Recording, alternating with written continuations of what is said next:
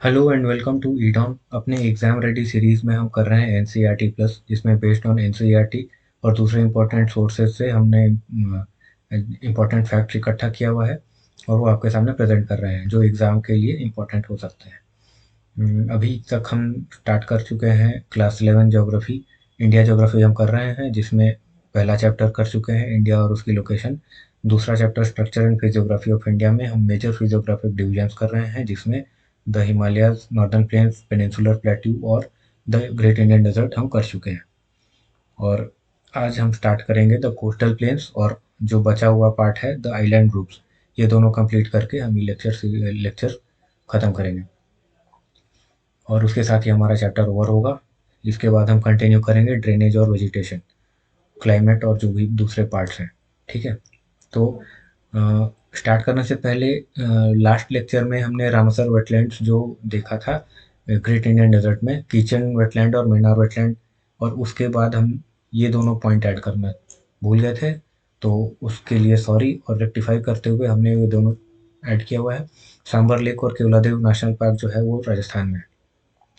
इसके साथ और भी दूसरे रामसर वेटलैंड्स हैं, बट सभी को इंक्लूड नहीं किया गया है, क्योंकि सारे के नाम याद करना पॉसिबल भी नहीं होगा एट प्रेजेंट। यानी अभी के डेट में रामसर वेटलैंड्स बहुत सारे हैं, सारे याद करना फिजिबल नहीं है फॉर अ स्टूडेंट। ठीक है, तो जो इम्पोर्टेंट है कुछ वो नाम याद रख लो। उसके बाद हम कंटिन्यू करते हैं द कोस्टल प्लेन से। कोस्टल प्लेन्स में स्टार्ट करते हैं द ईस्टर्न कोस्टल प्लेन्स। इनकी एक्सटेंट जो है वो from Ganga delta two Kanyakumari, या सुंदरबंस के साउथ से लेके कन्याकुमारी तक इनकी एक्सटेंट है। ठीक है, और वेस्टवर्ड्स इसमें ईस्टर्न घाट्स हैं, यानी कि ईस्टर्न कोस्टल प्लेन्स के वेस्ट में ईस्टर्न घाट्स हैं, और बे ऑफ बंगाल के बीच में वो जो उतना स्ट्रिप सा लैंड है उसमें वो कोस्टल प्लेन्स लाई करते हैं। 35 किलोमीटर से लेकर 200 किलोमीटर तक इनकी विड्थ है, चौड़ाई है।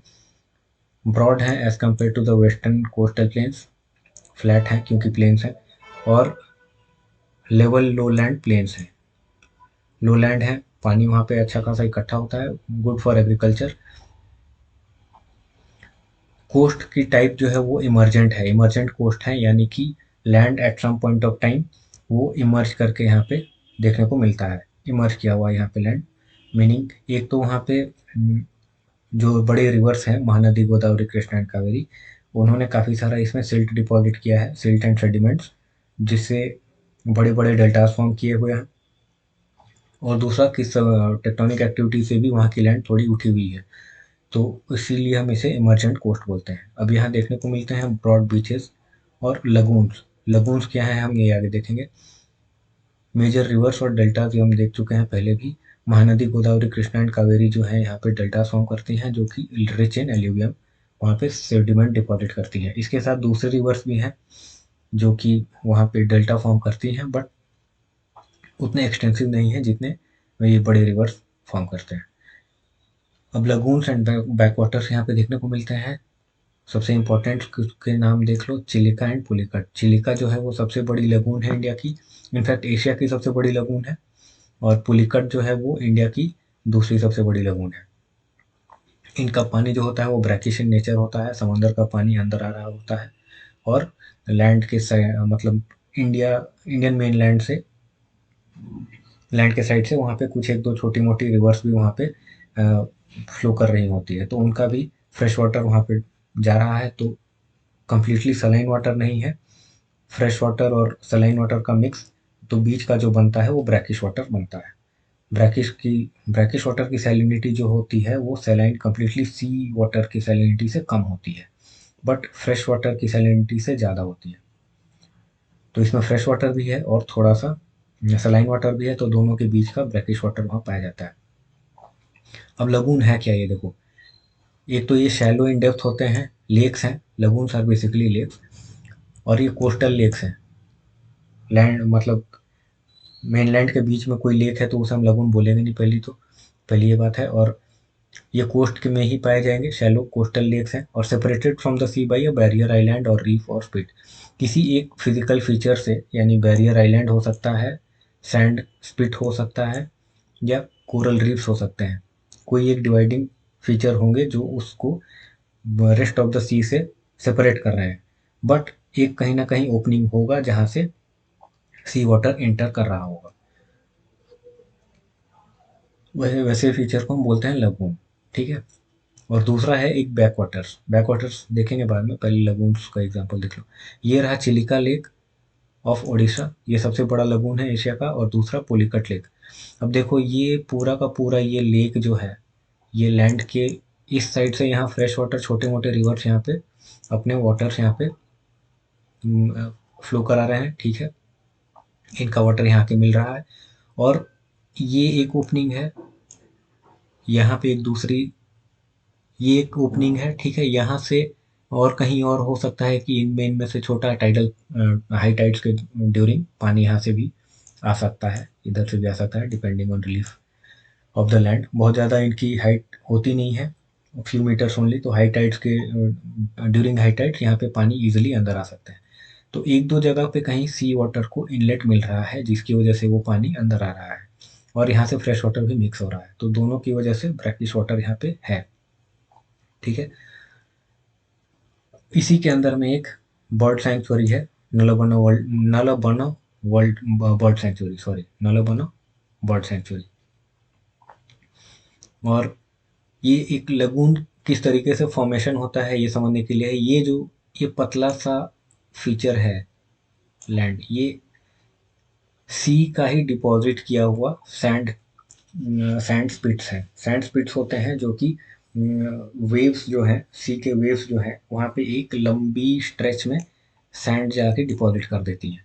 और यहाँ भी सैंड है, यहाँ भी सैंड है, इस तरीके से उसको सी से अलग कर दिया। अब यहाँ पे एक छोटा सा इनलेट मिल रहा है, जो कि ये वाला पॉइंट है। ठीक है। ये वाला जो पॉइंट है वो छोटा सा इनलेट है इनके लिए। वहाँ से सलाइन वाटर इंटर कर रहा है, सी वाटर इंटर कर रहा है। और ये जो सैंड स्पिट्स हैं यहाँ पे बैरियर्स हैं, बेसिकली सैंड से फॉर्म किए हुए फीचर हैं। और वो सैंड जो है वो सी ही वहाँ पे डिपॉजिट कर रही है, तो वो उसको एक बैरियर प्रोवाइड करते हैं रेस्ट ऑफ द वाटर को सी से। अदरवाइज ये क्या होता है, पूरा का पूरा सी का ही पार्ट होता है। वैसे फीचर्स को हम बोलते हैं लगून। दूसरा पुलिकट लेक में देखते हैं, थोड़ा सा जूम इन कर लें। हाँ, ये रहा। ये भी देखो कि ये पतला सा फीचर है, ये है सैंड स्पिट। ठीक है। सी का ही डिपॉजिट किया हुआ सैंड है वहाँ पे एक पतले से प्लेटफॉर्म की तरह। और बीच में यहाँ से थोड़ा सा, नॉट बीच में, कहीं किसी जगह में एक छोटा सा ओपनिंग है सी वाटर को अंदर आने के लिए। और यहाँ से छोटे मोटे फ्रेश वाटर रिवर्स यहाँ पे अपना पानी यहाँ पे डंप कर रहे हैं। तो उसकी वजह से यहाँ की यहाँ का पानी जो है वो ब्रैकिश होगा इन नेचर। और ये एक दूसरा इंपॉर्टेंट लगून है इंडिया का, Pulicat lake and Chilika lake. ये दो इंपॉर्टेंट लगून है इंडिया में, ईस्ट कोस्ट में। अब इसमें ये देखो कि पुलिकट लेक एग्जिस्ट कहाँ पे करती है, तो ये आंध्र प्रदेश है और ये नीचे में तमिलनाडु है, दोनों के बॉर्डर में लाई करती है। ये जो है वो बॉर्डर है, ये आंध्र प्रदेश और तमिलनाडु की बॉर्डर है। ठीक है। तो नॉर्थ नॉर्थ वाला पार्ट जो है ये आंध्र प्रदेश में है, साउथ वाला पार्ट जो है वो तमिलनाडु का पार्ट है।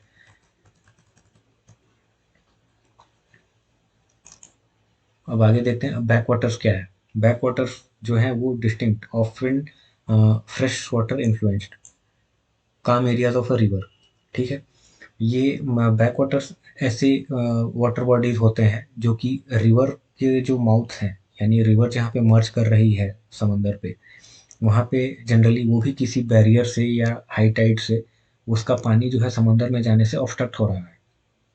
और वो पूरी तरह से जितनी तेजी से वो फ्लो कर रहा होता है रिवर, उसकी वजह या तो वो स्टैग्नेंट हो जा रहा है या प्रॉपरली फ्लो नहीं कर पा रहा, बहुत स्लो फ्लो कर रहा है।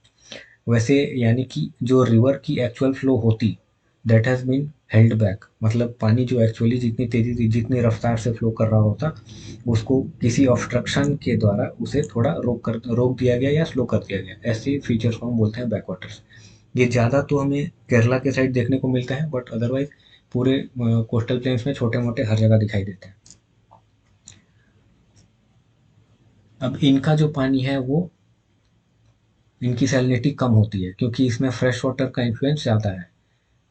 डिस्टिंक्ट फीचर्स है, ठीक है, ये तो छोड़ो, इंग्लिश है बस, और कुछ नहीं है। फ्रेश वाटर इन्फ्लुएंस यहाँ पे ज़्यादा है। और लगून्स में है ब्रैकिश वाटर का, सलाइन वाटर का सिग्निफिकेंट इन्फ्लुएंस है। तो ये इनमें एक डिफरेंस है, फ्रेश वाटर का इन्फ्लुएंस ज़्यादा है। और ये जो रिवर्स काम एरियाज ऑफ रिवर, काम एरियाज ऑफ रिवर मतलब कि रिवर की फ्लो वहाँ पे सिग्निफिकेंटली रिड्यूस हो गई है, ज़्यादा तेज फ्लो नहीं कर रही है। करंट जो है रिवर की काफ़ी स्लो हो गई है due to obstruction. Obstruction manmade भी हो सकते हैं या तो टाइडल फॉर्मेशन की वजह से, टाइडल इन्फ्लुएंस की वजह से उसमें पानी का जो बहाव है वो कम हो सकता है। जो हम साउथ सॉरी केरला में जो देखते हैं वेम्बनाड लेक और इस तरह के लेक्स जो हैं जहाँ पे बोट रेस वगैरह होती है वो बैकवाटर्स हैं। अभी फिलहाल हम ईस्टर्न कोस्ट की बात कर रहे हैं तो यहाँ देखते हैं कोस्टल लैंडफॉर्म दूसरे लॉन्ग सैंडी बीचेस हैं। लॉन्ग सैंडी बीचेस क्योंकि ज़्यादा जो लंबे बीचेस हैं वो ईस्ट कोस्ट में ही पाए जाते हैं। मरीना बीच जो है वो इंडिया चेन्नई में है, वो इंडिया की सबसे बड़ी बीच है, लॉन्ग बीच है I think. I mean barrier islands हैं कहीं कहीं पे। बैरियर आइलैंड्स मतलब सैंड ने या फिर कोरल रीफ्स ने कहीं पे छोटा सा ही के ये बना लिया, सेपरेट सा लैंड बना लिया और एक आइलैंड की तरह वो डेवलप कर गए। बाद में सैंड या दूसरे डिपॉजिट वहाँ पे आके इकट्ठा हो गए। सैंड स्पिट्स हैं, ये लैंडफॉर्म्स हम ज़्यादा देखेंगे, एस्चुअरीज डेल्टाज ये सब तो फॉर्म खैर है ही। ये सारे जो फीचर्स हैं अभी हम ज़्यादा इनको डिस्कस नहीं करेंगे, जब हम लैंडफॉर्म्स डिस्कस करेंगे उसमें ये देखते हैं। मेजर सी पोर्ट जो ईस्टर्न कोस्ट की हैं वो है हल्दिया। हल्दिया इज नियर कोलकाता, पारादीप उड़ीसा में है, विशाखापट्टनम आंध्र प्रदेश में है, एन्नौर चेन्नई ये सब Chennai and Tuticorin these are Tamil Nadu. Ennore भी उन्हीं चेन्नई के पास में ही है। ये इंपॉर्टेंट सी पोर्ट्स हैं ईस्टर्न कोस्ट के। अब वहाँ के कुछ प्रोटेक्टेड साइट्स यूनेस्को या फिर बायोस्फीयर रिजर्व्स, यूनेस्को साइट्स जो अगर हैं तो सुंदरबन मैनग्रोव्स जो northern part of the eastern coastal planes में है, अगर बोला जा सके तो सबसे बड़े मैनग्रोव सिस्टम है, इकोसिस्टम है, ये हम पहले देख चुके हैं। नेशनल पार्क और रिजर्व जो दूसरे हैं वहाँ पे एक भीतरकनिका नेशनल पार्क है। भीतरकनिका नेशनल पार्क उड़ीसा में है। This is known for salt water crocodiles, ठीक है। और दूसरा ये कि सेकंड लार्जेस्ट मैंग्रोव सिस्टम है इंडिया में और ये रामसर साइट भी है। दूसरे की करील कोरल और मरीन सैंक्चुरीज हैं कोस्ट लाइन्स के पास में। अब कोरल्स जनरली जो अगर कोरल्स की बात करें तो लोगों को लगता है कि सिर्फ लक्षद्वीप ही हैं जहाँ पे कोरल्स मिलते हैं, लेकिन नहीं, ऐसा नहीं है। ईस्टर्न कोस्ट में भी और वेस्टर्न कोस्ट में भी दोनों जगह कोरल्स पाए जाते हैं, हालांकि एक्सटेंट उनकी कम है। वो इसलिए क्योंकि कोरल्स को फॉर्मेशन के लिए ज़्यादा फ्रेश वाटर उनके लिए सूटेबल नहीं होता, तो जहाँ पे ज़्यादा फ्रेश वाटर डंप हो रहा है वहाँ पे कोरल्स की फॉर्मेशन कम होगी। बट फिर भी किसी किसी जगह में छोटे पैचेस में कोरल्स पाए जाते हैं। अंडमान में सबसे ज़्यादा पाए जाते हैं, उसके बाद लक्षद्वीप में और फिर बाकी ईस्ट एंड वेस्ट कोस्ट में दोनों ही जगह पाए जाते हैं। तो थ्रू आउट इंडिया ये हर जगह पाए जाते हैं जहाँ पे कि मरीन इकोसिस्टम है। कोरल्स कुछ एक जगह अगर नाम देखें तो कोणार्क उड़ीसा के पास में है, चंद्रभागा उड़ीसा के पास में है, यहाँ पे कोरल्स पाए जाते हैं। पाक बे और गल्फ ऑफ मन्नार तमिलनाडु में पाए जाते हैं इनसिग्निफिकेंट अमाउंट्स। इसके साथ साथ वेस्टर्न कोस्ट में भी पाए जाते हैं और आइलैंड्स में तो है ही है, उनकी हम बात नहीं कर रहे अभी। Important Ramsar sites, Chilika lake जो है वो इम्पोर्टेंट है, सबसे बड़ा ब्रैकिश लगून है एशिया का, not just India. Migratory birds यहाँ जाते हैं। और दूसरा है रामसर साइट इंपॉर्टेंट जो है वो भीतरकनिका मैनग्रोव, अभी हम देख चुके हैं। Pulicat lake second largest India की सेकंड लार्जेस्ट लगून है, तमिलनाडु एंड आंध्र प्रदेश बॉर्डर में है, ठीक है। दूसरी एक कोस्ट में लेक पाई जाती है जो है Kolleru lake. Kolleru lake is not lagoon नहीं है वो, उसमें सी वाटर का इन्फ्लुएंस नहीं है बिल्कुल भी, वो एक फ्रेश वाटर लेक है। ये देखने से तो लगता है कि ये सी के बिल्कुल पास है, तो हो सकता है कि लगून टाइप का एक फीचर होगा, बट लगून नहीं है। Kolleru lake is a fresh water lake और ये लाई करती है between Krishna and Godavari delta. जहाँ पे कृष्णा डेल्टा है और गोदावरी डेल्टा है उनके बीच में कोलेरू लेक है। और इन दोनों में से किसी का भी जो कोई भी ब्रांच हो या कुछ हो डायरेक्टली उसको फीड नहीं करता। छोटे मोटे रिवर्स होंगे बाद में, बट मैप देखने से ऐसा कंफ्यूजन में हो जाता है कि कृष्णा रिवर या गोदावरी रिवर कोई तो है जिसकी वजह से ये लेक फॉर्म कर रहा है, बट ऐसा नहीं है। एक और इम्पोर्टेंट मार्शलैंड देखें अगर तो Pallikaranai. Pallikaranai is near, not near Chennai, ये चेन्नई में ही है और वास्ट मार्शलैंड्स हैं। मार्शलैंड्स चेन्नई के फ्लड कंट्रोल के लिए काफ़ी इंपॉर्टेंट है। एक्चुअली पहले ये और भी बहुत ज़्यादा एक्सटेंसिव हुआ करते थे, और उसका जो ये मार्शलैंड है उसके लैंड को बहुत ज़्यादा इंक्रोच कर लिया गया है। उसी वजह से चेन्नई में आजकल फ्लड्स की इंसिडेंट ज़्यादा होती है। तो ये नाम याद रखना, पल्लीकरनई मार्शलैंड। और एक और इम्पोर्टेंट चीज़ रामासर साइट्स के बारे में, सबसे ज़्यादा रामासर साइट्स जो है वो तमिलनाडु में है, 20। इतने दूसरे किसी भी स्टेट में नहीं है। अब ईस्टर्न कोस्ट के दूसरे इंपॉर्टेंट फीचर्स कुछ अगर हैं तो broad deltaic plains. Deltaic plains जो है वो ब्रॉड हैं, ये हम देख चुके हैं। याद हो जाए उसके लिए कई जगह कुछ रिपीटेड पॉइंट्स भी होंगे, but no issue. Extensive alluvium और फर्टाइल सॉइल्स की डिपोजिशन है इनमें। राइस प्रोडक्शन ज़्यादा होता है। चिलिका डायनेमिक लगून्स, ठीक है, लगून्स के बारे में भी देख चुके हैं, चिलिका के बारे में भी देख चुके हैं। मैनग्रोव्स यहाँ अच्छे खासे पाए जाते हैं, सुंदरबंस, भितरकनिका। उसके साथ साथ कोरिंगा मैनग्रोव्स हैं, पुलिकत में भी मैनग्रोव्स हैं। मैनग्रोव इकोसिस्टम भी यहाँ पे सिग्निफिकेंट है। अब एक और इम्पॉर्टेंट चीज़ है अरीबाड़ा। अरीबाड़ा क्या होता है? Mass nesting of olive ridley turtles. किसी के मास नेस्टिंग को अरीबाड़ा बोलते हैं, और यहाँ पे ऑलिव रिडली टर्टल्स की हम बात करते हैं। उसके इम्पॉर्टेंट नेस्टिंग साइट्स जो हैं उड़ीसा में, वो है गहिरमथ मरीन सेंचुरी। ये सबसे बड़ी world's largest nesting rookery of olive ridley turtles. Nesting sites भी बोल सकते हैं, या रुकरी भी बोल सकते हैं। जहाँ पे कछुए आके अंडे देते हैं, उन्हें उस जगह को हम रुकरी बोलते हैं। दूसरे हैं ऋषिकुल्य रिवर, उसके माउथ के पास, जहाँ पे माउथ यानी कि जहाँ पे वो सी में जाके मर्ज कर रही है, उस जगह को हम माउथ बोलते हैं रिवर की। तो ऋषिकुल्य रिवर की जहाँ पे माउथ है उस जगह, और देवी रिवर, ये तीनों ही उड़ीसा में है। रिवर के देवी रिवर और ऋषिकुल्य रिवर, इनके माउथ के पास में उनके नेस्टिंग साइट्स हैं। तो ये नेस्टिंग के लिए सिग्निफिकेंट लोकेशंस हैं, नाम याद रहे तो अच्छा है। अब ऐसा क्योंकि बार बार ये हर साल को न्यूज़ में होता है कि ऑलिव रिडले टर्टल्स की मास नेस्टिंग हो रही है, तो उड़ीसा इसमें न्यूज़ में बना रहता है। बट इसका ये मतलब नहीं है कि बस उड़ीसा में ही वो नेस्टिंग करने आते हैं। दूसरे नेस्टिंग साइट्स भी हैं, वो अंडमान्स में है, तमिलनाडु, महाराष्ट्र, कर्नाटका, दूसरे जगह पे भी है। तो ऐसा है कि ईस्टर्न कोस्ट और वेस्टर्न कोस्ट दोनों जगह ही लोकेशंस हैं मास नेस्टिंग के।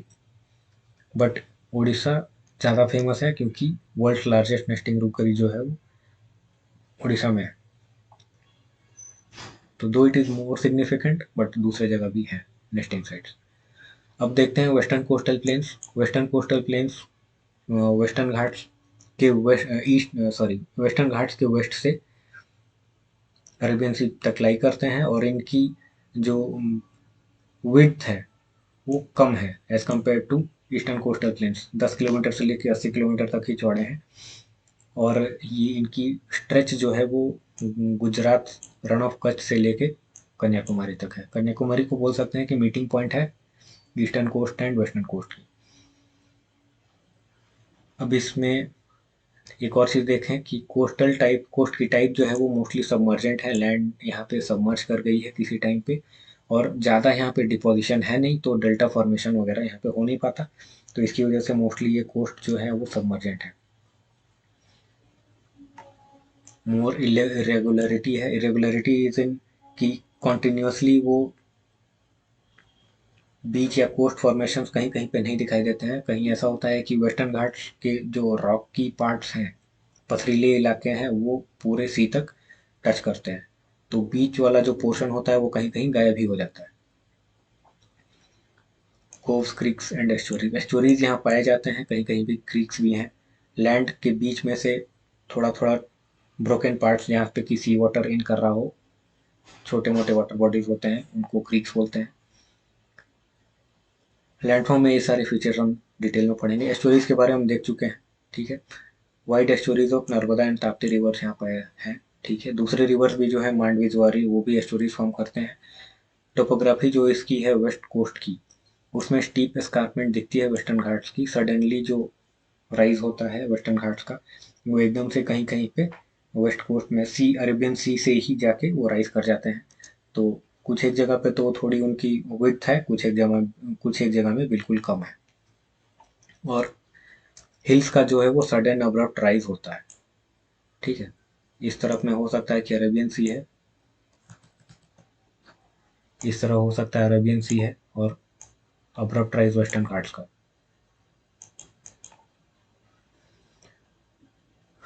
ठीक है, short Swift coastal coastal reverse यहाँ पे जो है वो छोटे हैं। सबसे पहले उनकी ज़्यादा लेंथ नहीं है और बहुत तेज़ी से मतलब स्पीड वहाँ पे मेंटेन करते हुए अरेबियन सी में मर्ज कर जाते हैं, क्योंकि वेस्टर्न घाट्स में सडन जो अब्रप्ट राइज होता है तो वो नदियाँ गिरती हैं और अरेबियन सी में जाके मिल जाती हैं। अब उनमें कुछ नाम याद रख लो: मांडवी, श्रावती, जुआरी, पेरियार, भरतपुजा। मांडवी, श्रावती, जुआरी, पेरियार, भरतपुजा। पेरियार भरतपुजा जो है केरला में है। जुआरी एंड मांडवी गुजरात, सॉरी, गोवा के पास है। श्रावती कर्नाटक में। सब रीजन्स जो है इसके सबसे ऊपर में गुजरात में कच्छ कोस्ट है, उसके नीचे वाला पोर्शन जो है वो काठियावाड़ कोस्ट है। फिर मुंबई एंड गोवा वाला जो रीजन है, महाराष्ट्र एंड गोवा वाला जो रीजन है वो कोंकण कोस्ट है। कर्नाटका और कन्नड़ा कोस्ट है, यही सबसे नैरोवेस्ट पार्ट है वेस्टर्न कोस्ट का। और उसके बाद मालाबार और केरला कोस्ट है।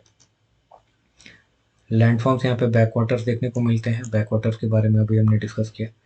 कोरल रीफ्स वेस्टर्न कोस्ट में भी देखने को मिलते हैं, ईस्टर्न कोस्ट में भी देखने को मिलते हैं। ईस्ट कोस्ट में जो हमने बात किया, उड़ीसा एंड तमिलनाडु वाले रीजन्स। वेस्ट कोस्ट में देखें तो गल्फ ऑफ कच्छ में पाया जाता है कोरल रीफ्स। रत्नागिरी वाला जो रीजन है महाराष्ट्र में पाया जाता है। गवेषणी कर्नाटका में है और कोल्लम केरला में है। तो ये याद रहा तो ठीक, अदरवाइज इतना जरूर याद रखो कि ईस्ट एंड वेस्ट कोस्ट दोनों ही जगह कोरल रीफ्स पाए जाते हैं। अब कन्फ्यूजन इसलिए होता है स्टूडेंट को क्योंकि लक्षद्वीप के बारे में इतना ज़्यादा डिस्कशन सिर्फ होता है कोरल रीफ्स को लेके कि कोरल्स फॉर्मेशन है लक्षद्वीप के, तो लोगों को लगता है कि बस लक्षद्वीप में ही कोरल्स पाए जाते हैं, बट ऐसा नहीं है। अंडमान में भी पाए जाते हैं, इनफैक्ट अंडमान में सबसे ज़्यादा पाए जाते हैं, और उसके बाद लक्षद्वीप में पाए जाते हैं, फिर ईस्ट एंड वेस्ट कोस्ट दोनों में ही पाए जाते हैं। तो coral reefs through out India में पाए जाते हैं। नाम याद रख पाओ तो ज़्यादा अच्छा है। बीचेस पाए जाते हैं, टाइडल फ्लैट्स, टाइड की वजह से बहुत फ्लैटलैंड्स हैं वहाँ पे। और ऐसा हुआ कि कभी हाई टाइड में पानी भर गया, बाकी टाइम में थोड़ा मडी सा लैंड है, वैसे रीजन्स को हम टाइडल फ्लैट्स बोलते हैं। सैंड बार्स पाए जाते हैं, यानी कि सैंड बार्स, ये सारे हम लैंडफॉर्म्स में देखेंगे। अभी लेक्चर ज़्यादा लंबा होता तो अभी हमने इसको छोड़ दिया है। सैंड बार्स बेसिकली होते हैं कि छोटे स्ट्रिप ऑफ सैंड्स जमा हो जाते हैं कई जगह नियर द कोस्ट, और वो सी के डिपॉजिट्स होते हैं।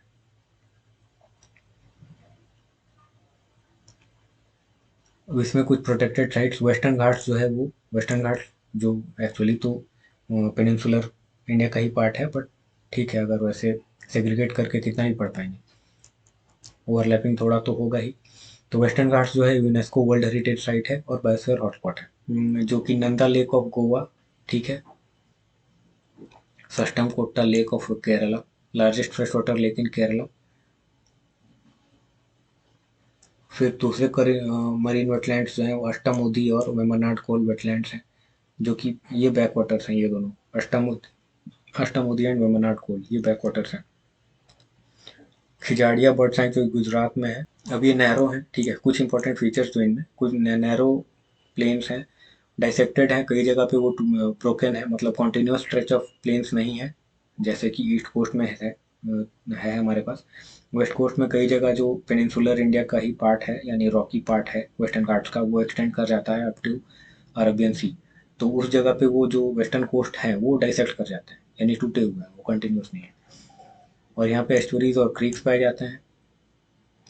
Back waters of Kerala important, इनको कयाल्स भी बोलते हैं केरला में, बैक वाटर्स को, ठीक है।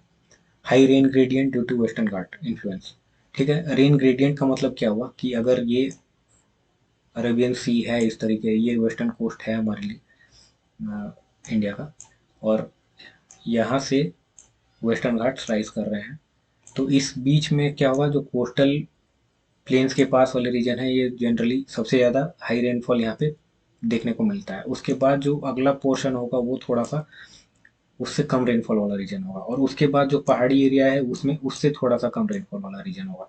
ये जब क्लाइमेटिक जोन्स करेंगे हम, क्लाइमेटिक रीजन्स करेंगे, रेनफॉल वगैरह की उसमें स्टडी करेंगे, तो उसमें देखेंगे कि जो रेंज है यहाँ पे छोटे छोटे डिस्टेंस में ही, कुछ 10-15 किलोमीटर के डिस्टेंस में ही इसमें रेंज में सिग्निफिकेंट डिफरेंस आ गया। उसमें फिर फर्दर 10-15 किलोमीटर चलने पे रेंज में फर्दर डिफरेंस आ गया। फिर और थोड़ा हाइट पे चलने पे वेस्टर्न घाट्स में रेंज में फर्दर डिफरेंस आ गया। तो ये जो स्ट्रेच है हो सकता है कि 30-40-50 किलोमीटर का ही हो, और उसमें रेंज में बहुत ज़्यादा डिफरेंस आ जाता है।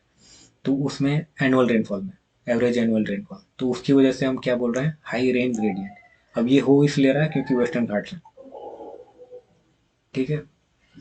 इम्पोर्टेंट नेचुरल हार्बर्स और पोर्ट्स यहाँ पे देखने को मिलते हैं।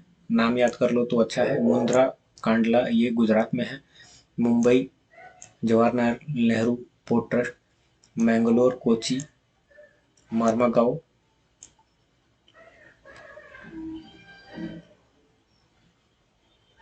और एक ये चीज़ देखो कि मुंद्रा पोर्ट जो है वो लार्जेस्ट पोर्ट है इंडिया की, और हाईएस्ट कैपेसिटी भी इसी की है। मुंद्रा पोर्ट की कैपेसिटी हाईएस्ट है, सबसे ज़्यादा जो वॉल्यूम है कार्गो का वहीं से एक्सपोर्ट इम्पोर्ट होता है।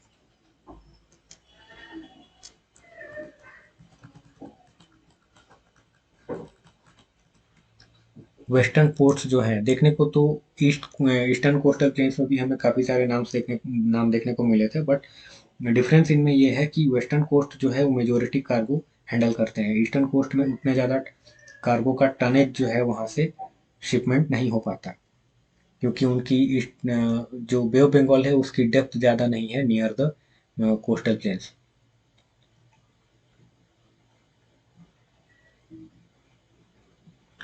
यहाँ पे एक मैप है, देख लेना। ये मुंद्रा है, ठीक है, मुंद्रा एंड कांडला। फिर ये सारे ब्लू वाले जो हैं वो छोड़ सकते हो, सारे याद कर नहीं पाओगे। तो किसी भी जगह में छोटे बड़े तो पोर्ट होंगे ही, बट हमें मेजर पोर्ट्स का ही ध्यान रखना है। तो मुंद्रा, ये मुंद्रा जो है वो इम्पोर्टेंट है। उसके बाद जेएनपीटी, ये मुंबई है। मार्मागांव, मैंगलोर, ये सारे बड़े पोर्ट्स हैं वेस्टर्न कोस्ट में। अब ईस्ट में अगर आए तो हल्दिया, पारादीप। पारादीप ईस्टर्न कोस्ट की सबसे बड़ी पोर्ट है। विशाखापट्टनम, एन्नोर और ट्यूटिकोरिन।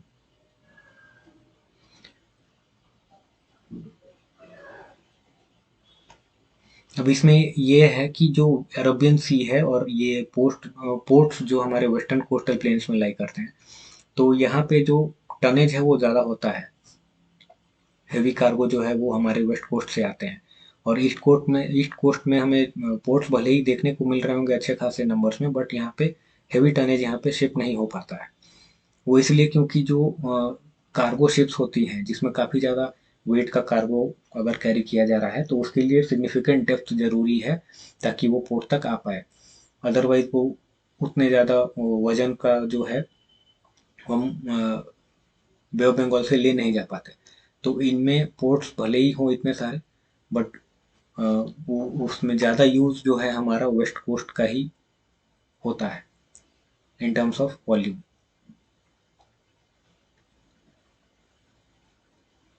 अब आगे हम चलते हैं आइलैंड ग्रुप्स में। ठीक है, आइलैंड ग्रुप में अंडमान एंड निकोबार से स्टार्ट करते हैं।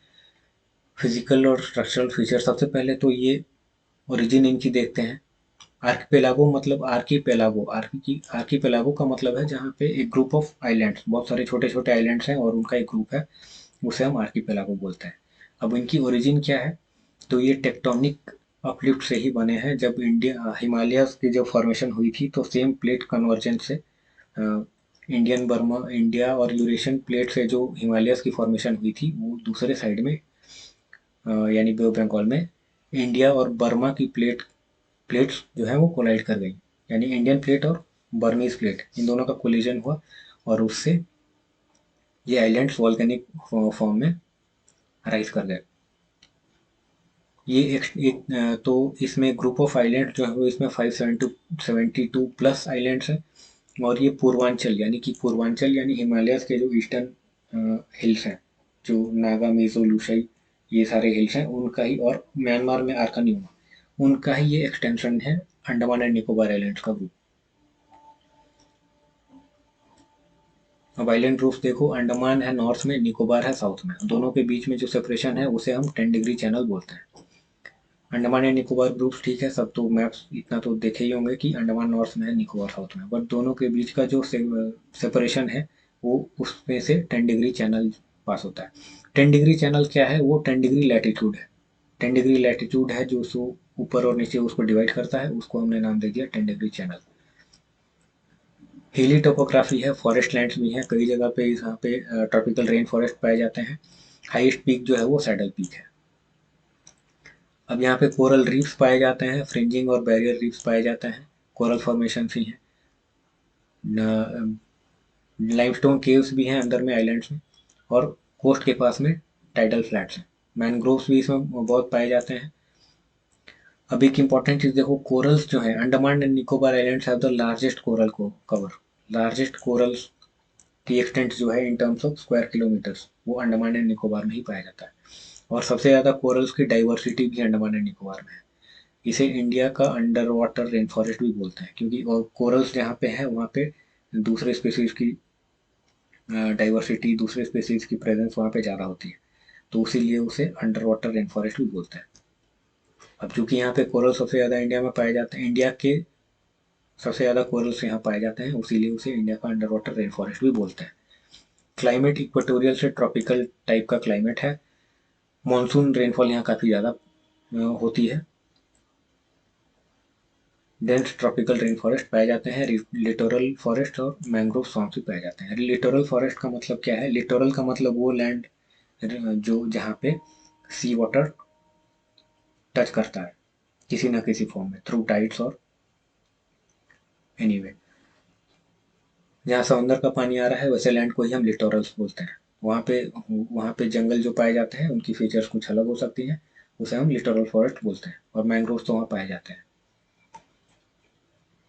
अब यहाँ पे एक अंडमान का मैप देखते हैं, अंडमान एंड निकोबार आइलैंड्स का। सबसे नॉर्थ में है जो, उसे हम नॉर्थ अंडमान बोल रहे हैं, ठीक है। उसके बाद ये साउथ अंडमान है, सॉरी, साउथ अंडमान ये वाला पोर्शन है। पोर्ट ब्लेयर जो है वो साउथ अंडमान में ही है, ये याद रखना। पोर्ट ब्लेयर कहाँ है? साउथ अंडमान में है।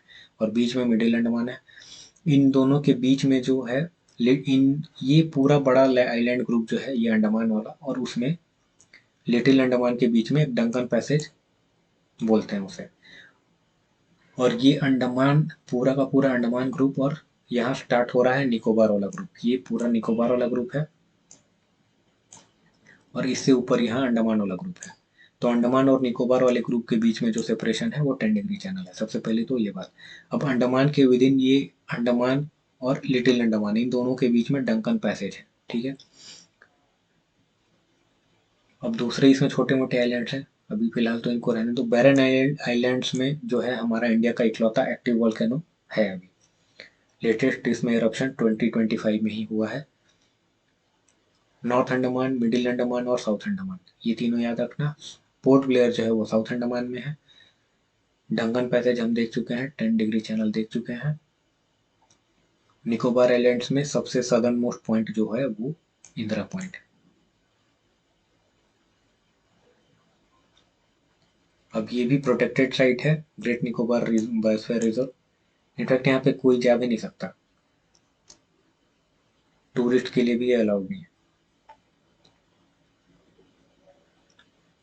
कोरल रीफ डाइवर्सिटी है यहाँ पे, fringing and barrier reefs, richest coral eco regions हैं। इनमें कुछ याद करने वाली बात तो वैसे नहीं है अब, क्योंकि कुछ अलग से नहीं है, हम ऑलरेडी सारे कुछ पढ़ चुके हैं। अंडमान एंड निकोबार के बारे में क्वेश्चन जब आएगा तो अलग से चांस कम ही है कि निकोबार के बारे में भी पूछ दे कि यहाँ पे कोरल्स मिलते हैं अंडमान में नहीं मिलते हैं, इस तरह से नहीं पूछेगा। जब भी आएगा तो एज अ होल ग्रुप ही आएगा। अब इसमें एंडमिज्म बहुत ज़्यादा है। एंडमिज्म मतलब कि उसी जगह में जो पाए जाएं, ऐसे जानवर हों या इसी तरीके पेड़ पौधे हों,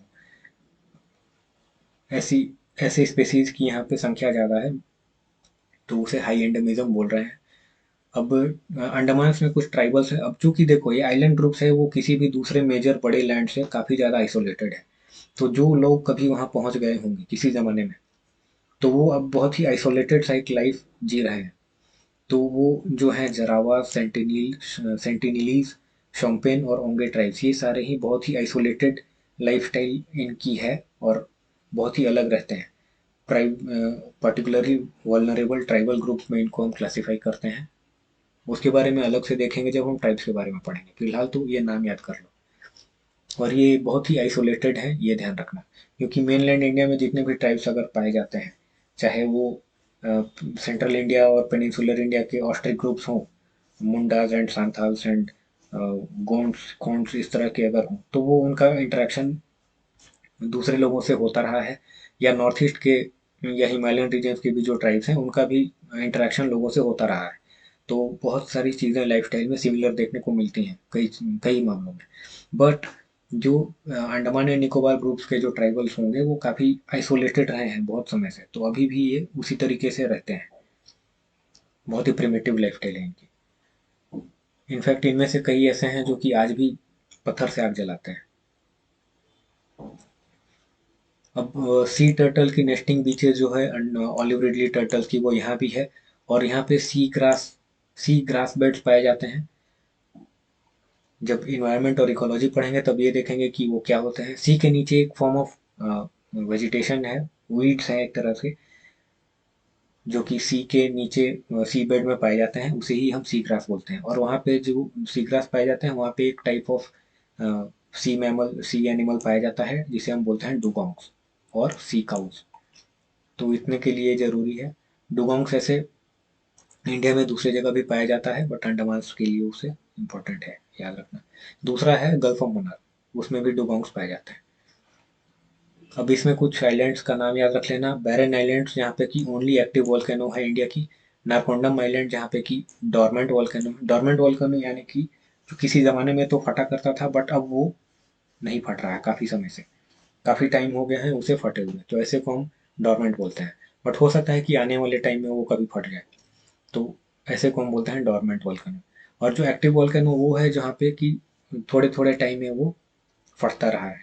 तो बैरन आइलैंड्स इसमें इकलौता एक्टिव वॉल्केनो है इंडिया का। दूसरा एक है बराटांग आइलैंड, अंडमान ग्रुप में ही, जहाँ पे कि मड वॉल्केनो है।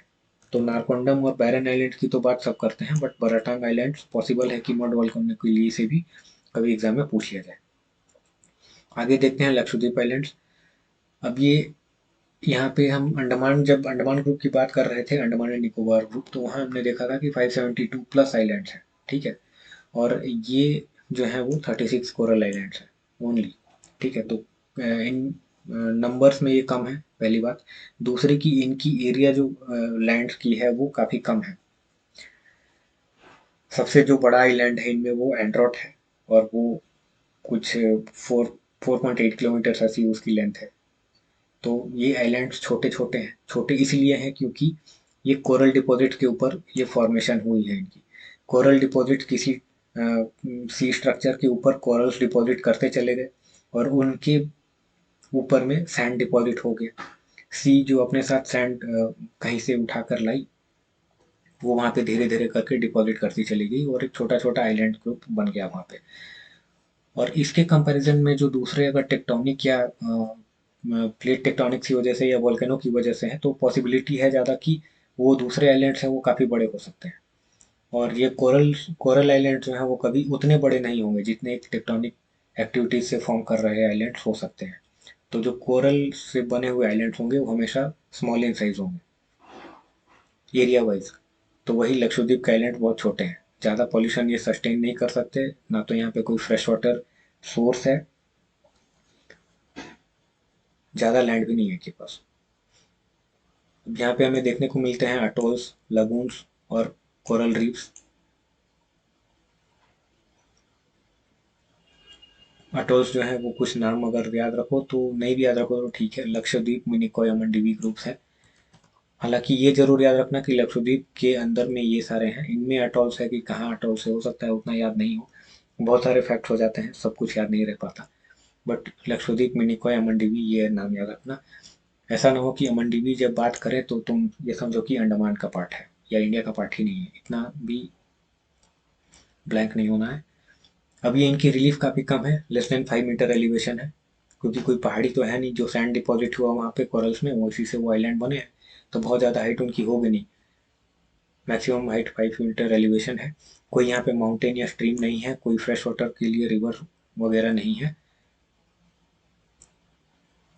अब 9 डिग्री चैनल जो है वो लक्षद्वीप को मिनिकॉय से सेपरेट करती है, और 8 डिग्री चैनल जो है वो लक्षद्वीप को मालदीव से सेपरेट करती है।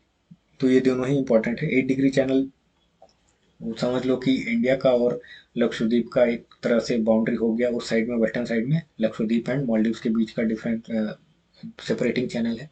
और इनके with in Lakshadweep archipelago, Lakshadweep group of islands और मिनिकॉय के बीच में 9 डिग्री चैनल है।